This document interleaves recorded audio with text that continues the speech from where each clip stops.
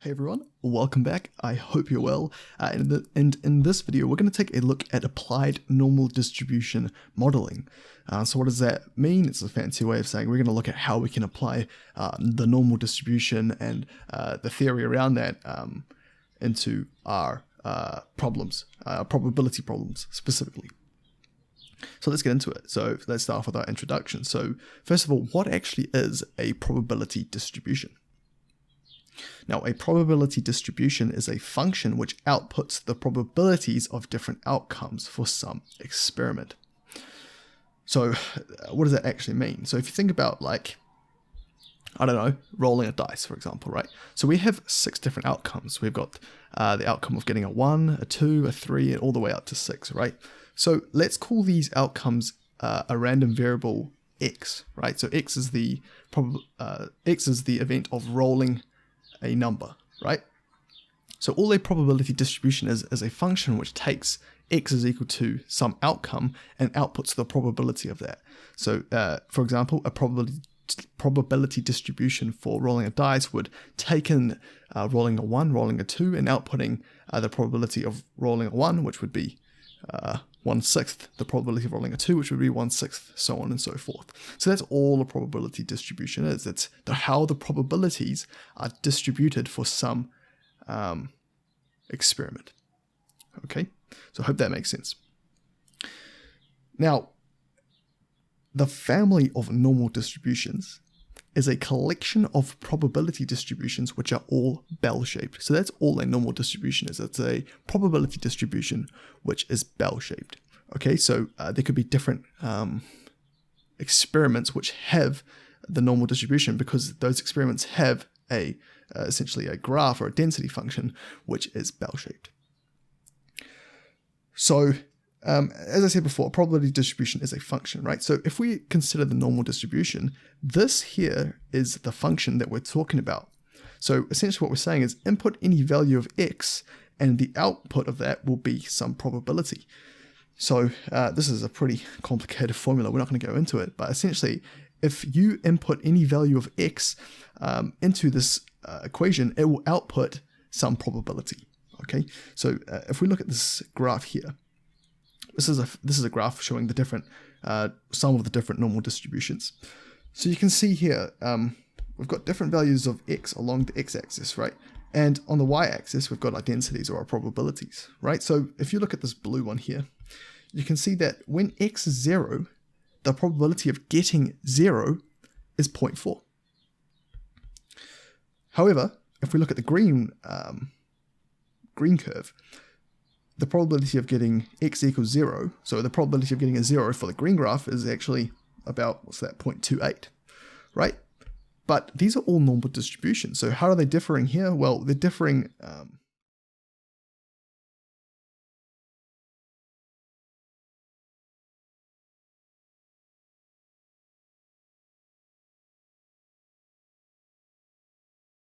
but they're all normally distributed because they all have that bell shape that we're talking about before. Okay, so why do we actually want to use the normal distribution, right? Why are we actually learning this? So normal distributions are quite useful in the sense that they often closely model real-world application. So for example, we can use the normal distribution to model height, rolling a dice. We can use it to model IQ, and one that you probably know about is actually modeling student grades, right? So if you think about, if you've ever heard the term modeling to the grade curve, it's because sometimes you might get students who get results like this, right? So this is not really symmetrical, right? So maybe the average grade is too high, so what they do is they drop all the grades back by 1 to try and get a more central curve, right? Or something that looks more like a normal distribution. Anyway, so that's our motivation, right? So now let's actually look at some of the properties of the normal distribution. So the first thing, the mean, the median, and the mode are all equal. The second thing, the distribution is symmetrical about the center. And the arguments to our normal distribution are mu and sigma. So mu is the mean of the distribution, right? The middle number of the distribution. And sigma is the standard deviation of the distribution. So what that is it's a measure of how spread out the data is.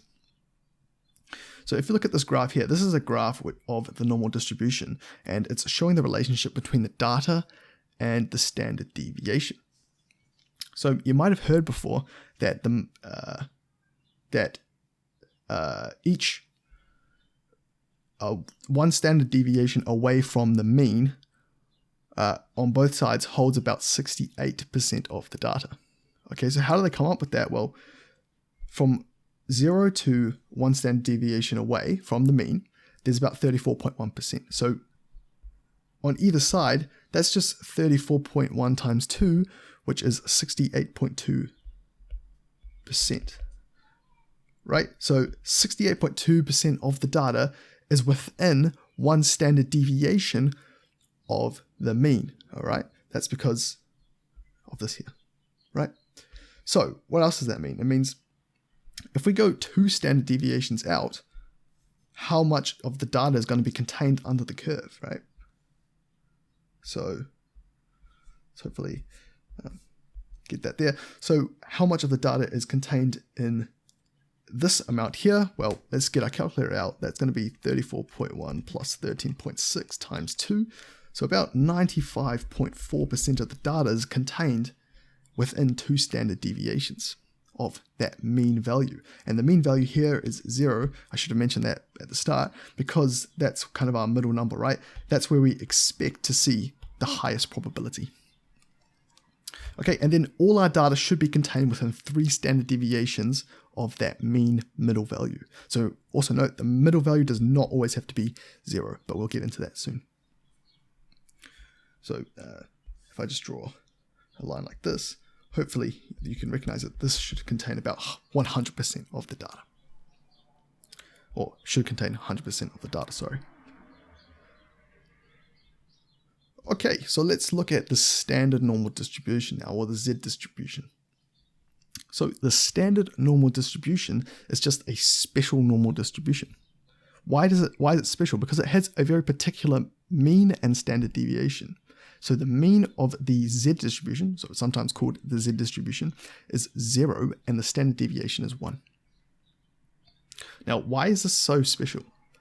Essentially, any normal distribution can be back transformed into the Z distribution or into the standard normal distribution. So what it might be easier for you to think about is that you can think of any normal distribution that we model with different mu's and different standard deviations. They can be back transformed back transformed into the Z distribution because you can think of them as being stretched or squeezed depending on, stretched or squeezed from, that's their standard deviation, right? Or translated left or right, so that's your mu value. So by standardizing a normal distribution, it greatly simplifies the ability to calculate probabilities. I mean, now it's not as important because we can use our calculator to calculate probabilities, but it does make it easier to derive certain properties. Anyway, instead of referring to elements on the horizontal axes as an x value, they're called a z-score. So the difference, I guess, for a standard normal distribution is instead of this value here being x, so instead of calling this x, we call it the z-score. So this is a z-score of 0, 1, 2, 3, negative 1, negative 2, negative 3. So if we go back up to our graph here, think of this blue curve as our standard normal distribution, right? So what we're saying is that any of these other curves can be back transformed into this blue curve here.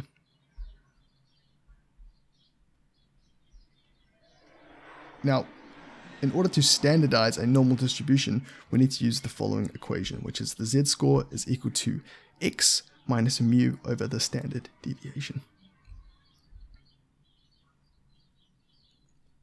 So how do we calculate our actual probabilities? So note that to calculate probabilities from a normal distribution, we have to find the area under the curve on the relevant x interval. So if this is our normal distribution here, let's say we wanted to find the probability of between -1 and -2, so this area in here, how do we do that? Well, actually, the way that we do that is we use calculus, and we have to find the integral under this curve here, right? So that's a bit tricky, right? Especially at level 2. So a better way is to use a calculator. And so we'll go through some problems now, and I'll put a calculator emulator up on the screen so that you can follow along what we do. So for our example here, let's find the probability that the z-score is between 1.5 and -1.5. So this is our standard normal distribution, right? Because we're talking about a z-score here, or a z-distribution. So how do we find this probability? So let's shade in the area under the curve that we're trying to find first. So between -1.5, that's here, and 1.5, that's about here. So if we draw a line here, then we want to find the area under the curve between these two intervals, which is about this amount here, right? So we're trying to find this area. So if you go to calculator and you click menu and go to stat or click 2, go to F5 for distribution, click F1 for normal, and click F2 for NCEA. What will happen is that you'll get a pop-up window. Now, make sure your data is set to variable by clicking F2. Now, what's our lower limit going to be? Well, it's just going to be the lower end of our interval, which is -1.5. What's our upper limit going to be? It's going to be 1.5, because that's what we've set our upper value to in this probability here. Now, for mu and the standard deviation, we have to be careful of what we set, because this is the standard normal distribution, or the z distribution. It has very specific parameters. That is, the mean is 0 and the standard deviation is 1. So we make sure we set the standard deviation to 1 and the mu to 0. Now, if we click execute, that will give us the probability. We didn't have to do anything else. So in this case, the probability is equal to 0.8664. So it's as easy as that. Let's look at our next example. So find the probability that x is greater than 35 if we assume that the standard deviation is 15. So what do we need to know for to be able to input this into our calculator? We need some kind of standard deviation, and we need the mean. So what's the mean here? Well, it's going to be our middle number, right, which is actually 25 in this case. So we know that mu is 25 here, and the standard deviation sigma is 15. So using the same technique that we did before, we're going to go to distribution, normal, NCEA. So what's our lower limit here? We're looking at x being greater than 35, so the lowest value possible that we're interested in is, well, 35. What's our upper limit now? Well, there actually is no upper limit, because we want to just know the values of x, which are greater than 35. So what we do is we just spam 999999 into our calculator. What's our standard deviation? It's 15, and our mu, or our mean value, is 25. So if we execute this, the probability that x is greater than 35 comes out to be 0.2525. And let's do our last one now. So, given that the probability of x less than 10 is 0.223, find the associated z-score value. Okay, so how do we do this? So we've actually got our probability now. So what we're trying to do is take that probability and find the associated z-score value. So essentially, so what we'll do is we'll go to stat, distribution, normal, and this time we're going to pick inverse normal. Why do we want to do that? Well, we're actually trying to work out, so this is our z-score value, right? Or our graph of the standard normal distribution. We want to know, essentially, which value on that z-score is going to give us a probability of 0.223 when z is less than that value. So not very clear example, not very clear explanation, right? So what we'll say is, if you remember, there's about 2% of the data is in this part here, and about 13% of the data is in this section here. And then I think it was, yeah, so we want to find out the probability that this is less than 22%. So let's say 22% of the data all summed up will be about here, right? Like the sum of these values, 2 plus 13. So this is about 15%. So 22% will be somewhere around there, right? So we'll say this is about 22% of the data. So if we shade this in, so we know already that this shaded area is 0.223. So what we want to find out is what the value of Z0 is. Or, in fact, let's call this something else. Let's call it B. What is the value of B such that B, when X is, or Z is less than B, we get a probability of 0.223.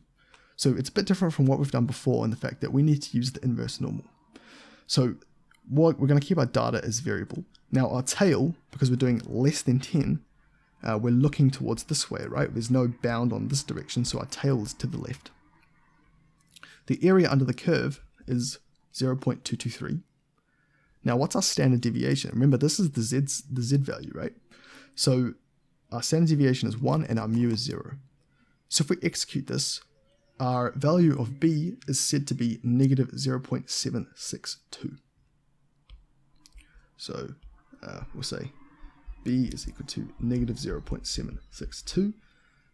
That is to say the probability that Z is less than negative 0.762 is equal to 0.223.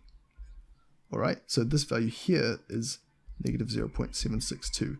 And that makes sense, right? Because our Z values are 0, this is negative 1, this is negative 2. So it makes sense that our value is negative 0.762 over here. Alright, so next, if sigma, or the standard deviation, is 2, let's work out the value of the mean for that distribution. Right, so essentially we've got some distribution which we know x here. We know the standard deviation, so how can we work out the value of the mean? Well, we also now know the z-score, so we can use the formula that the z-score is equal to x minus mu divided by the standard deviation and rearrange for mu to get the mean of that distribution. So our z-score being, our z-score is actually negative 0.762, so that's negative 0.762, which is equal to x, and x in this case is going to be 10. 10 minus mu, which is what we're trying to work out, divided by the standard deviation, which is 2. So all we have to do now is rearrange. So this is going to give us negative 0.762 multiplied by 2 minus 10 divided by negative 1 is going to give us mu. All right, and so that's just some like level 1 algebra rearranging. So if we work this out now, this is negative 0.762 multiplied by 2 minus 10 divided by negative 1. Therefore, our mean for the distribution is actually 11.524. All right. So now that we understand the theory around the normal distribution, we can actually go ahead and work out the the whole of question 2 for the 2020 paper, or for all the papers, in fact. So let's look at it. Question 2. Range anxiety is the worry that electric vehicle drivers have to worry about how long their battery charge will last. And it's a common problem that stops people from buying electric vehicles. Part A. A car manufacturer claimed that its electric vehicle was able to travel 172 kilometers on one full battery charge.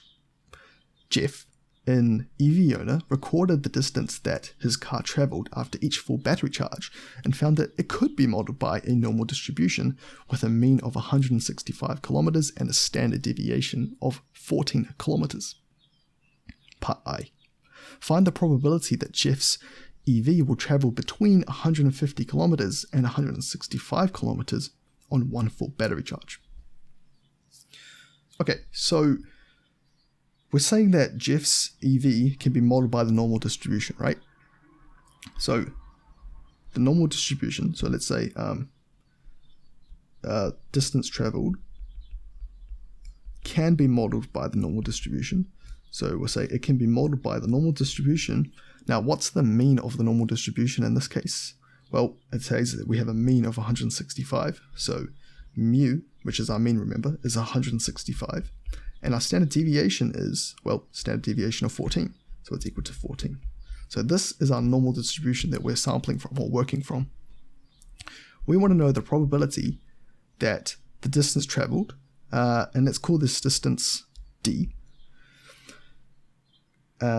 is between 150 and 165. So we want to know the probability that d is greater than or equal to 150 or less, and then less than or equal to 165. Or in fact,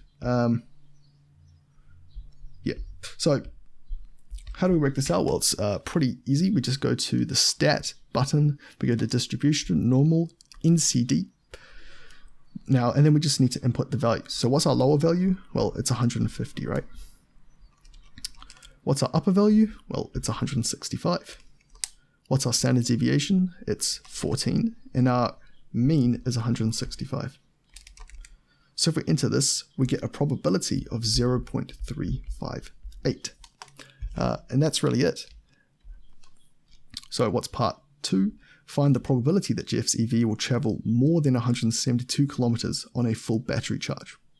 So we want to know the probability that Jeff gets more than 172. So how do we work this out?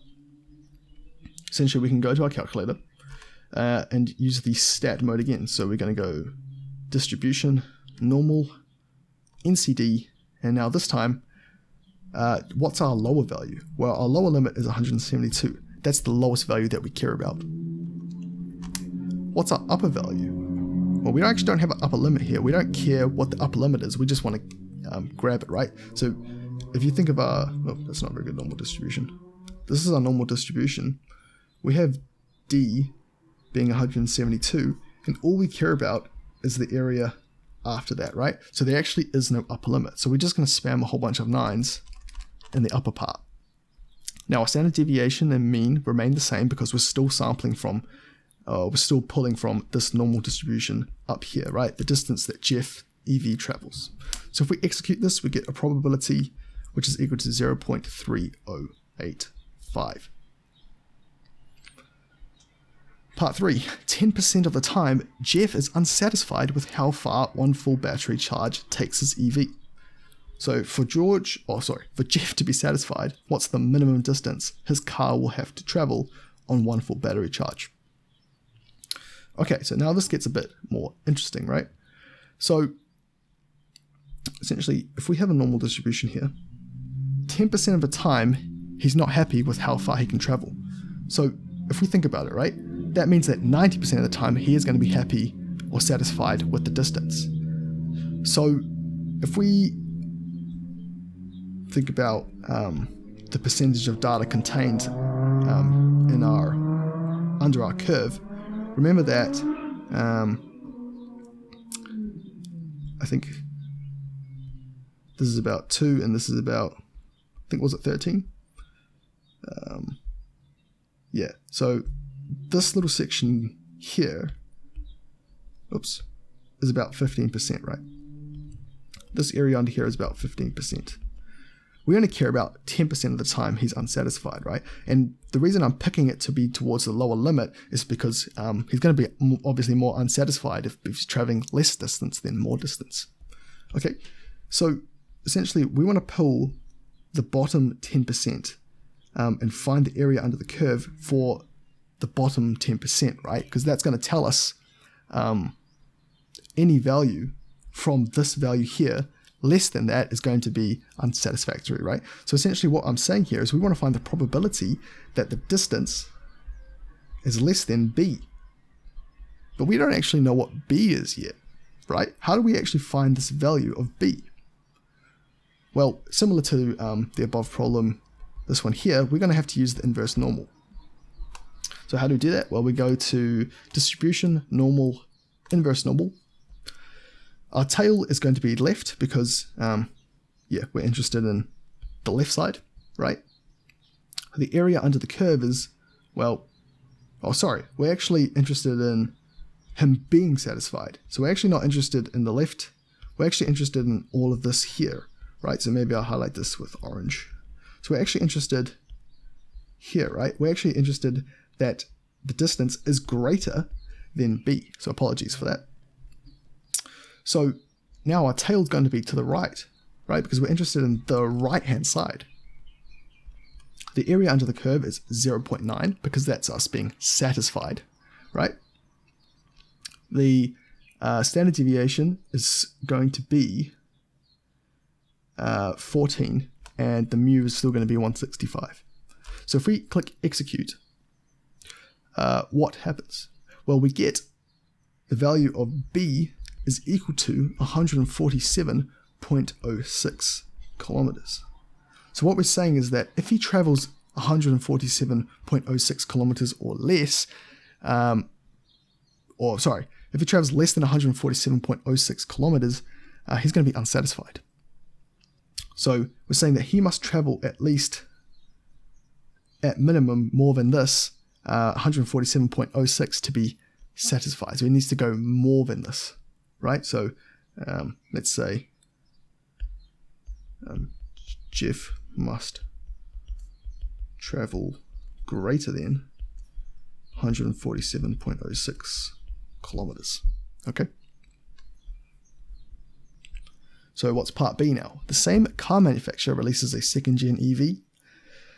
A new owner of a second-gen EV found that 20% of the distances traveled on a full battery charge were less than 265 kilometers. Calculate an estimate for the mean distance traveled on a full charge. Assume that the distances traveled can be modeled by a normal distribution with a standard deviation of 14 kilometers.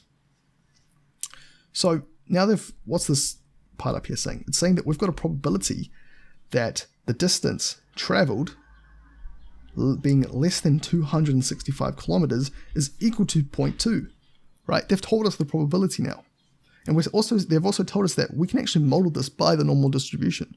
So we're saying the distance can be modeled by the normal distribution with the parameters mu is equal to, well, we actually don't know what mu is. They haven't told us what mu is. They want us to work that out. So mu, let's just put a question mark for now. But we do know the standard deviation is 14 kilometers. Okay, so given this, how do we work out mu? We're going to have to use the z-score formula, right? Which is z is equal to x minus mu over the standard deviation. So if we can rearrange for mu, that will, tell us the mu. But first of all, we actually need to know the z-score value. So how do we do that? And why are we using the z-score value? So if you remember that any normal distribution, especially this one here, can be or essentially has been transformed from that initial z or z distribution or standard normal distribution. So essentially we're just doing like a back transformation kind of thing. So in saying that, how do we work out the z-score? So we have to go distribution on the calculator, normal, NCD, NCD I think. Oh no, it won't be NCD, it will be inverse normal, right? Because we're wanting to find that z-score value, right? Which is our x, or like our x-axis on the z-score, or z-distribution, right? So if you think about z-distribution like this, we have an x and a y-axis. Our x-axis is called the z-score axis, if you remember, and we want to actually work out the z-score. So in order to work out this value along the z-score axis, we have to use the inverse normal. So, okay, so we are interested in finding the distance which is less than 265. So let's say that 265 is here, for example. We were interested in the distance to the left of that. So what does that mean for our tail? Well, our tail is going to have to be left. The area is 0.2. They've told us that here. And, well, the standard deviation is still 14. we're now looking at the z distribution, right? So that has a very special standard deviation and mean. The standard deviation is 1 and the mean is 0. So we have to make sure we put that in there. So now if we execute that, we get a z-score of negative 0.8416. So negative 0.8416 is equal to x. So what's x in this case? It's 265 minus mu, which is what we're trying to work out, divided by the standard deviation of 14. So now we're not looking at the z distribution, we're looking at this distribution, which is modeling D, which is what we actually want to find the mean for. So if we rearrange this, what are we going to get? Well, first of all, we do negative 0.8416 multiplied by 14. That gives me negative 11.7824. And we're just going to subtract 265 from that to get the value of negative mu. So negative 265. So negative 276.7824 is equal to mu, and therefore mu is equal to 276.78. So that's the, we should put kilometers there, right? So the mean of our distribution here is actually 276.78. Okay, so if you're able to do this here, it's actually not that tricky, right? It's a free excellence mark, right? All right, and let's look at the final part. So an independent company completes 70 test drives of a second-gen EV. Each test started with full battery, and then they stopped when they got to less than 5Ks. They did it around the city at different times of the day on weekdays, and then they've given us a figure of what their experiment looked like. Now, the car manufacturer claimed that its second-gen EVs can travel 280 kilometers on one battery charge on average, and that these distances would be normally distributed with a standard deviation of 14 kilometers. Then they just want us to evaluate the claim. So I've already pre-written the answer because it would take me a while to explain. So I'll go through it, and then I will point out how I found or how I ended up working out what to write. So initially, we start off with the introduction for our report, right? So what have they told us? We're saying that the car manufacturer is suggesting that their max travel distances can be modeled by the normal distribution, right? So what are the parameters of that normal distribution? Well, they're saying that it can be traveling 280 kilometers on one battery charge on average. So we're saying that the mean, or on average, the mean travel distance was 280. So that's where I've got my mu value here. And then they've told us the standard deviation is 14 kilometers. So I've put the standard deviation as 14 here. So pretty standard stuff, right? So how are we going to evaluate this? Well, first we need to look at the center, or you can do any of the three in any order, but I started with the center. So how have I worked out the center? So essentially I'm comparing this graph up here to the normal distribution here. Okay, so first of all, we want to compare the center. So I need to find out what the mean value of this graph here is. Now, how do we do that? Well, we have to use something that we call the average of the frequency of midpoints. So what does that mean? So essentially, this is a frequency graph, right? So I have some frequency, and then I have some midpoint, let's call it x. So essentially what I do is I go through the graph, and for each bar, I find the midpoint, and I write down the frequency associated with that. So between 220 and 230, the midpoint is 225. So you can just sum them and then divide them by 2 to get the midpoint, but it's 225. And the frequency is 1. For the next bar, we've got a midpoint of 235 and a frequency of 2. So if I go along for all the bars now, I'm going to get looking for 245, 255, 265, 275, 285. We're going to have to do it again. So frequency x, 295, 305, 315. Okay, so what's the frequencies for all of these midpoints? So for 245, it is 4. For 255, it's 6. For 265, it's 11. For 275, it is 9. For 285, it is 12. For 295, it is 15. For 305, we got 9. And for 315, we got 2. So we've got these frequencies and we've got these values of x. So essentially, to find the mean, we have to sum the frequency multiplied by x for each individual value of x. Okay, why do we have to do this specifically like this? It's because you can think of it as like the x values being weighted, right? So some values are weighted heavier than other values. Okay, so how do we do this? This is going to be equivalent to 1 times 225 plus 2 times 235 plus 4 times 245 plus 6 times 255 plus 11 times 265 plus 9 times 275 times, plus 285 times 12 plus 15 times 295 plus 9 times 305 plus 315 times 2. So we get that to equal 19,815, and we divide that by the number of points there are, which is 70. There are 70 trials, right? So if we divide that by 70, we get 283.07 as our mean for the experiment. So, yeah, cool. So I've said that using the average of the frequency of midpoints, the sample mean is 283.1, which is what we just found. And I've said, yeah, that's pretty close to the theoretical mean of 280. So I said, that looks pretty good. But now, if we look at the shape, well, remember that one of the properties of the normal distribution is that it has to be symmetrical about the mean, and also that the mean is equal to the mode, which is equal to the median. Let's look at this experiment here. We've said, okay, first of all, does this look symmetrical to you?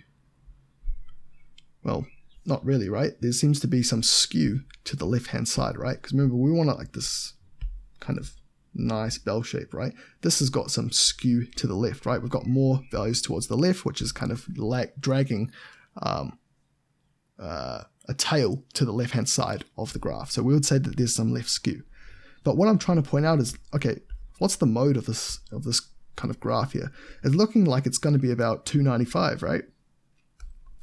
Is this equal to the mean that we found? Well, we found the mean to be 283. So is 283 equal to 295? The answer is no, right? So we're saying that the mean is not equal to the mode, and therefore this is one of the assumptions of the normal distribution, right? And so we're not meeting one of those critical assumptions of the normal distribution. So what I've said here is that the mode is approximately 295, which is 15 kilometers greater than what we would have expected. The mean is not equal to the mode. A key assumption has been violated, and then I've said there is some left skew present as well.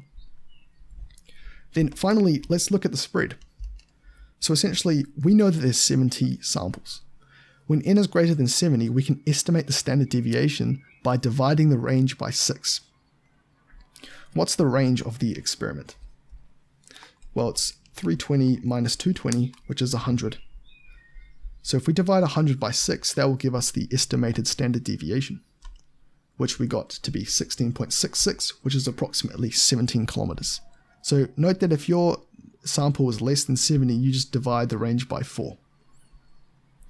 Anyway, 17 is much greater than the estimated or theoretical standard deviation of 14. So we're saying that the sample standard deviation is greater than the theoretical standard deviation.